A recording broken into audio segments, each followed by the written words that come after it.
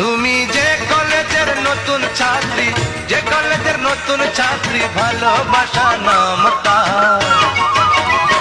আমি বিগত 10 বছর যাবত সেই কলেজের প্রফেসর। তুমি যে কলেজের নতুন ছাত্রী, যে কলেজের নতুন ছাত্রী, ভালোবাসা নাম তার। আমি বিগত 10 বছর যাবত সেই কলেজের প্রফেসর। তুমি যে কলেজের নতুন ছাত্রী, যে কলেজের নতুন ছাত্রী, ভালোবাসা নাম তার। আমি বিগত 10 বছর